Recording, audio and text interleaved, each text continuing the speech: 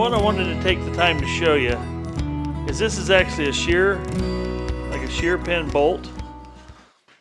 Hi there folks, and welcome to this episode of Michael's Backyard Marina. This is your host Michael, and we've got a good one for you today. It's not a boat, and it's not a boat motor. It's not an outboard, it's not an inboard, and that's just a bit sad. Well, what do you see here? If you live anywhere in the Midwest or anywhere you get any amount of snow, you might recognize what this is. This is an old 5 horsepower, 22-inch width snapper with electric start. Well, this thing's been around my life a long time. I want to say I've had this thing well over 25 years. And it's been a good one. And you know me, I'm not one to give up on a piece of equipment just because it's got a little age on it and a little patina. But if you look down here in this area, it seems to be missing some stuff.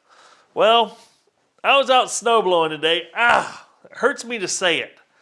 Because when you're out snow blowing, that means the water's too stiff.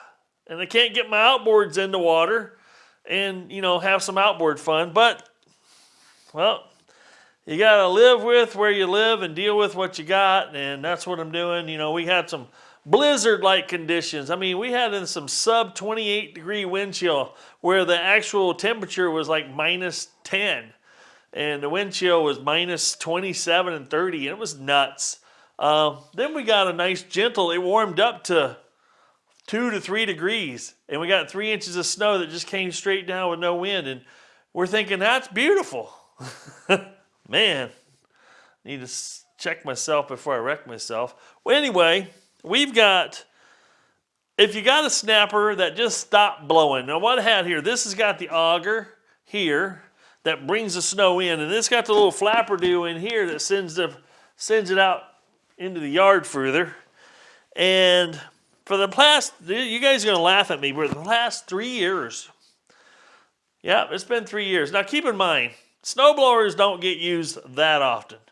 It's kind of like an outboard motor. An outboard motor may be 20, 30 years old, but it may only have, 200-300 hours on it, maybe. Now this thing here, the last few winters have been a little milder. Probably got out and blew stuff about, half dozen times each winter. But I noticed that this auger was like slipping and not going and doing what it should do. It hit some snow or some slushy stuff, and it would just like stop spinning, and I'd have to back up, and then it'd start spinning, and I thought the belt was out of adjustment, but I got to looking at the belt, and these belts are old, but they are in excellent condition still. I mean, I did some adjustment on the old leverage here, and actually I didn't have to do any adjustment. It's just right. And, I did a little bit on this auger adjustment because I thought that might have been the problem. Then I started noticing, I could spin the auger, but this shaft that comes through that drives everything wouldn't spin. So I'm like, that's not a belt problem at all. And I'll tell you what, it took me a second or two to get it apart. Most of it came apart really well. One auger came apart like it fought me. And so I'm not going to show you the tearing apart of this. I'm going to show you the putting it back together. And I'll show you the little culprit that caused me all my heartache and all my grief. And, but I got to get it. It's probably going to be less than $1. Yeah, less than $1. And I can get this back up and going and blowing like it was brand new. Now, you might tell yourself, it's 25 years old. It might be time for replacing. But you take care of your stuff, change your oil regular, like I do, once a year. Yep, once a year. Because it just don't run that many hours. But in the fall, nope. In the spring, I run all the gas out of it. I run it completely dry. And for that reason, my carburetor still works. This morning, when I started this thing up and I went to go blow snow, lo and behold, I gave this thing a choke, gave her a bunch of primer bulb pushes and one pull, and she was running. That ain't no joke. One pull. Shocked myself. This thing has electric start. I can put a drop cord in here and go wang, dang, dang, dang, dang, and get this thing running. But I thought, I always give it I'll give it a half dozen pulls. Then if that doesn't work in the first start of the year, then I can give it the old electric juice. But I didn't have to, and I haven't had to for a while. This thing it just works. And as you can see here, I've got my little magnetic trays. I tell you what, boys, girls, if you don't have these magnetic trays in your life, you're missing out. Because here I am being able to stick this magnetic trays with all the screws right on top of the piece of equipment, and I ain't got to worry about it falling off. Get you some of those.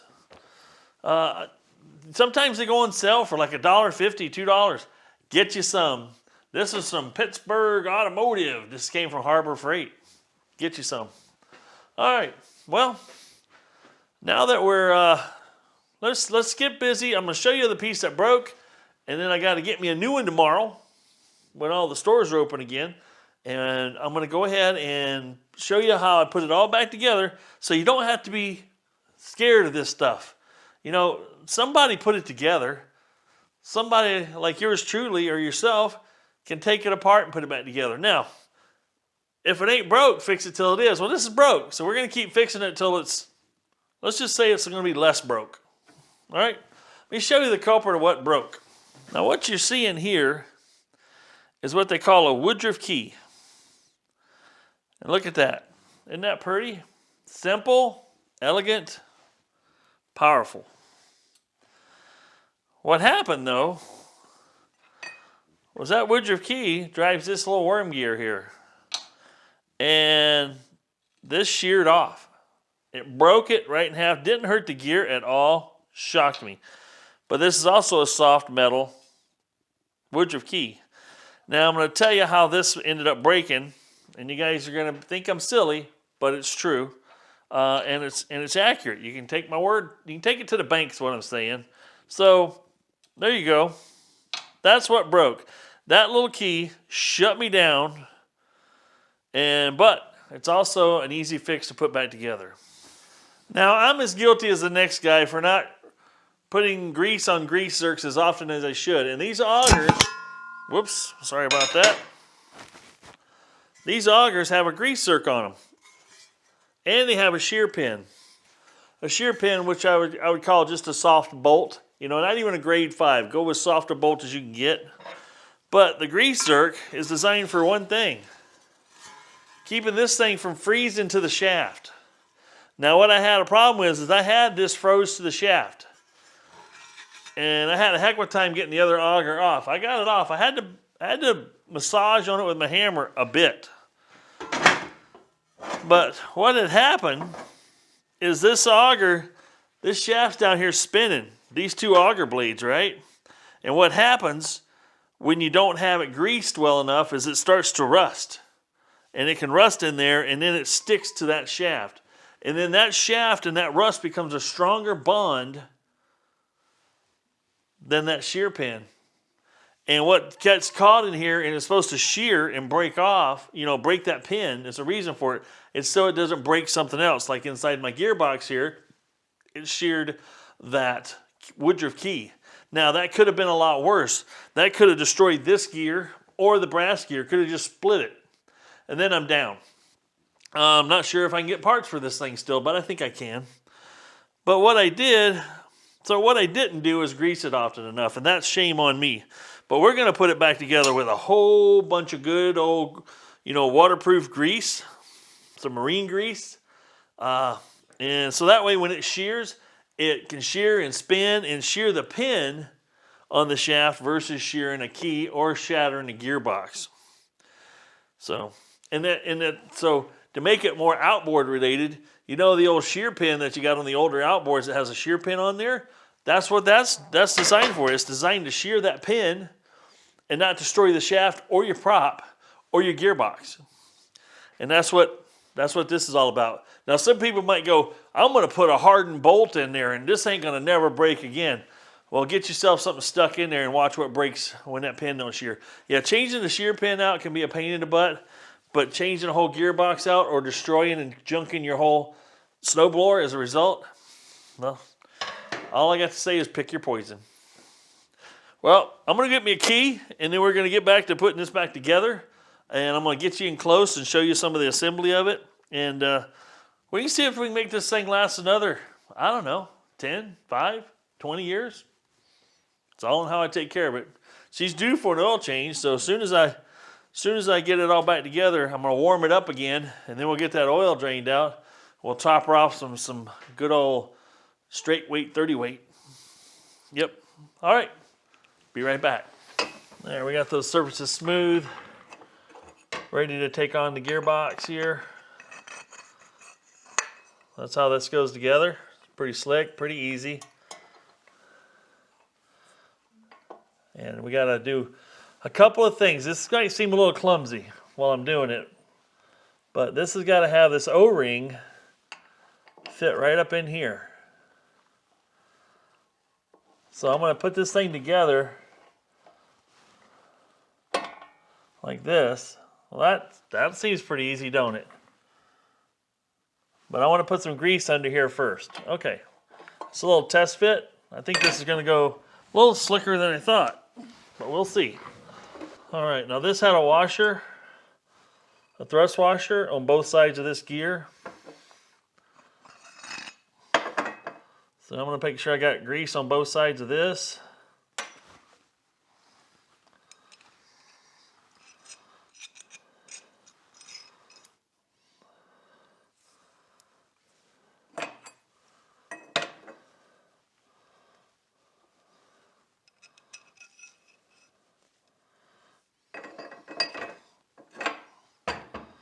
We're also going to make sure there's grease inside this hole here. And there's a grease zerk on this side, and I'm going to grease this thing up real good, but I want to make sure I know grease is getting in all the right spots to start with, and then it can just, you know, it just gets better from there, right? So we got our grease on there.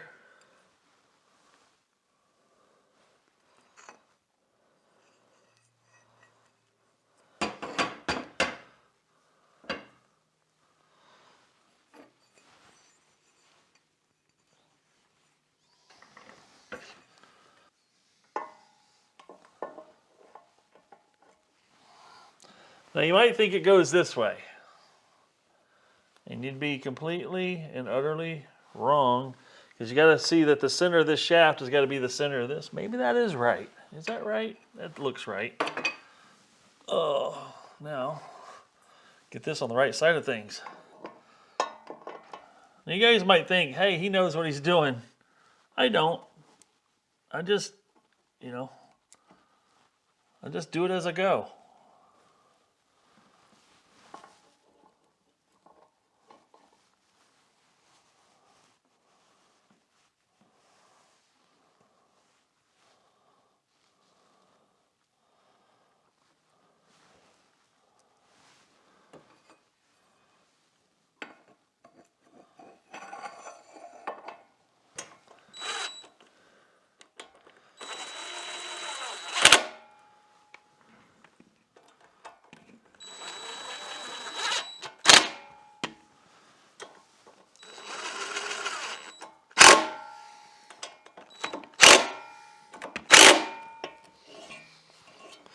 Everything's in there, seems to be turning nice and free.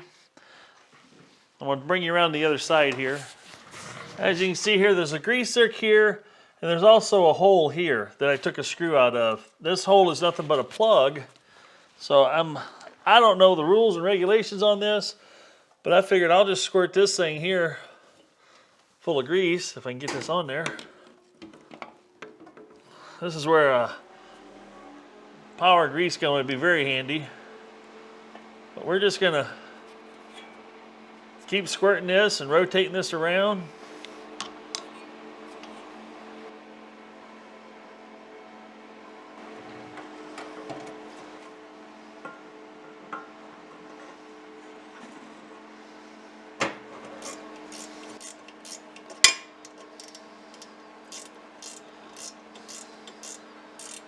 Now what I wanted to take the time to show you is this is actually a shear, like a shear pin bolt that's designed specifically for this application. Now if you want to go ahead and put a regular bolt in there, go for it, but these bolts are actually softer than like a grade 5, but they also have this groove right here, which makes it just a little bit weaker, and it's where it's supposed to shear off at. So this is supposed to be your weak link in your whole system here, because just like we experienced, if the auger is stuck to the shaft and it can't give. The key inside the gearbox is going to give, and if you're unlucky, you could shatter the gearbox. You could split this, break this, and now you're pretty much snow blower is pretty much done for at that point. So we'll go ahead and put our shear pin in, and we'll tighten it down. Now, this has a nylock nut on it, so you don't have to tighten this down. You're not trying to make sure this is tightened to the shaft, because if it's tightened to the shaft, it will also lose its ability to do what it's designed to do.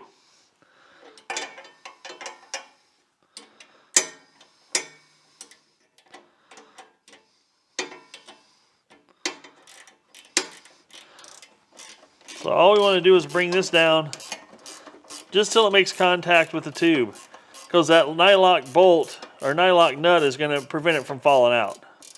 See right there, that's just snug. You're not trying to collapse it. You're still letting this thing move on the shaft, which it does. It slips on the shaft, and this is the only thing driving it. That's what you want to have happen. Now we're going to go ahead and put the grease on this end shaft. We're going to put this outer cover back on, and then we're pretty much done, which is pretty awesome.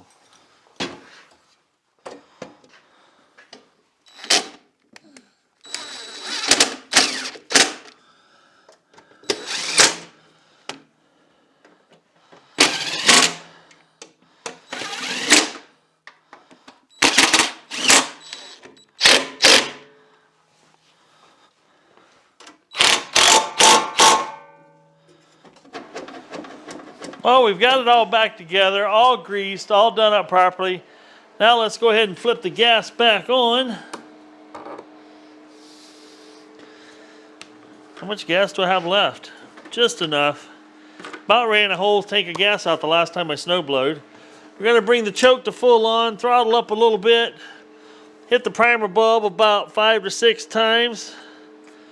Let's give her a yank.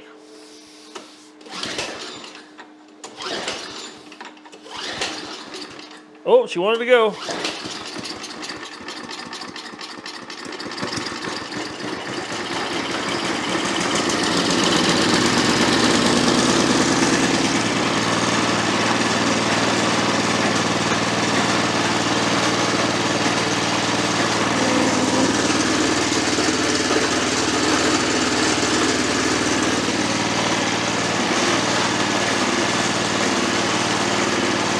All right, she's doing pretty good.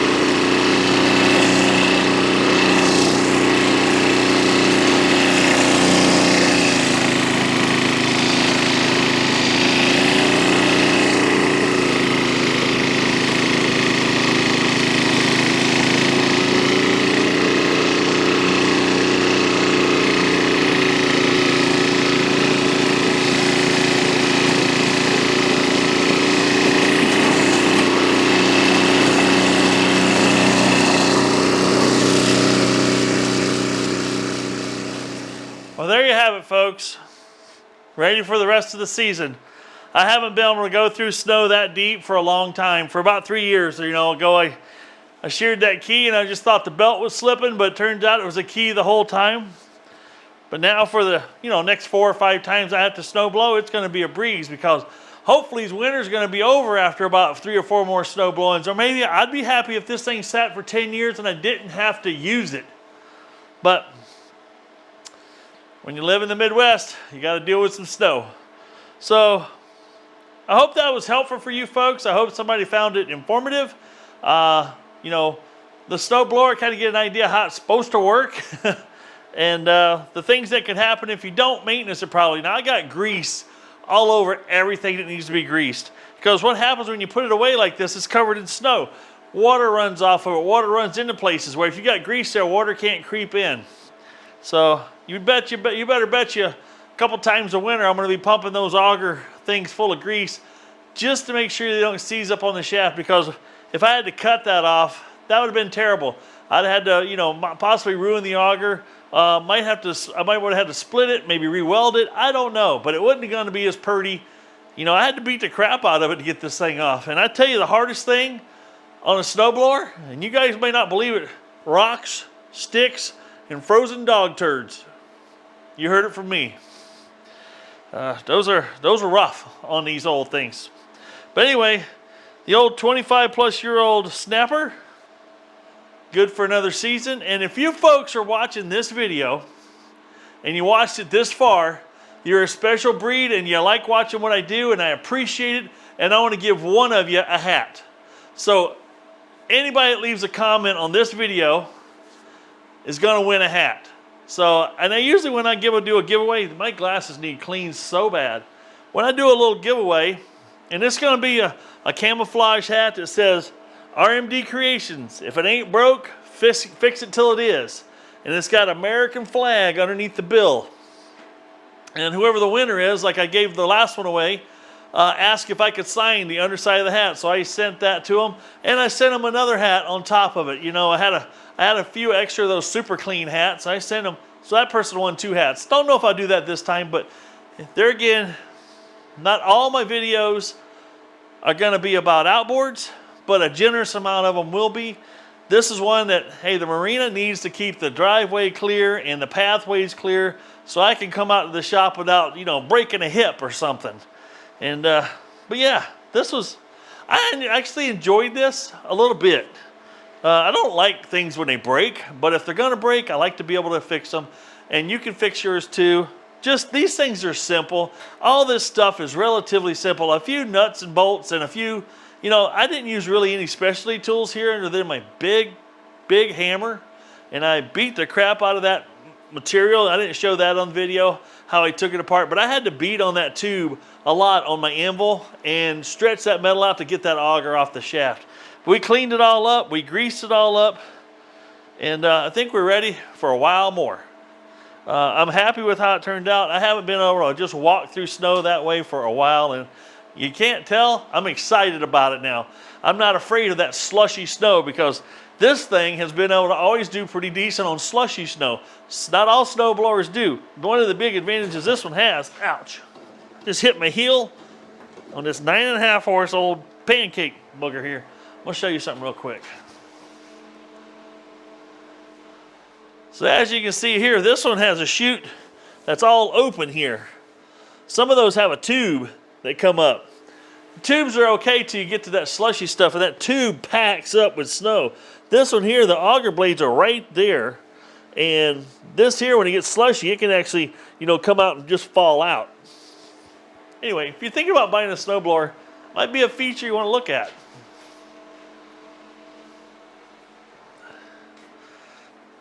Anyway, leave a comment. My camera looks parallel to that shelf in the background.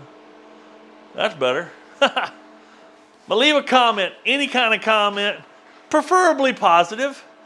And just leave a comment in this video, and I'm going to take a random drawing, so you have to watch like I did on my last video.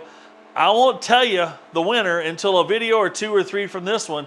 So you got to watch all my videos all the way through. Yeah, that's kind of my little game right now. I need some more viewership. I need some more subscribers. I need some more people sharing. My channel is very seasonal. I've noticed it goes up from 100,000 views. This is no joke. 100,000 views in 28 days during the summer. 100,000 plus views in 28 days. And right now I'm down to like 39,000 views in 28 days. But because it's outboard and boat related, it's very seasonal. All of a sudden, when in March, April, people start getting the itch to get on the water and their outboard won't run and they're Googling and they're looking, how do I fix my Johnson? How do I fix my Evinrude? My Mercury's making a funny noise. And they'll start finding my channel, and all of a sudden the viewership goes up. You know, I'm down to getting about 155 subscribers a month right now on average. Peak time, June, July, August, I'm getting over 450 subscribers a month. The channel's gaining that many subscribers. So anyway, so guys, share with your friends. Watch the videos, and I don't know what I'm saying here. Just, I appreciate all of you. You guys have left some of the best comments that keeps me motivated, keeps me going. We've had a little bit of a dry spell over the last 2 weeks because I did some organizing and straightening up in my shop here. That'll be in an upcoming video as part of an outboard repair video. I won't bore you with just a cleaning up my shop video. I won't do that to you. But I made some significant little cleanup things, and I'll share that with you guys. And you guys might want to do the same thing yourself, or to give you an idea to inspire you to come up with your own plan of attack to organize your work area and whatnot. Once you got a decent clean, you know, I got a lot of crap in here. Let's just be honest. And I organized a lot of it finally. And it's, when you got it cleaned up, I'm more inspired to keep it clean and to do more work. And plus, this is where I, you know, come out here and relax and do work and video for you guys. This is a form of, let's just call it, it's some sort of therapy because it makes me happy. All right. Well, leave a comment, win a hat, watch the videos in the future, and I'll announce the winner by name, their sign-in name, however, you know, if you're Dirty Buzzard 54 or you're Hungry Harry 45, that's who I'm going to call you out as a winner. And then you got my emails in the bottom in the description. Find my email me, and I'll get you hooked up with a hat because you got to give me your address. Anyway, folks, if it ain't broke, fix it till it is. I'll see you on the next video. This is Michael, and enjoy, be kind, and fix something.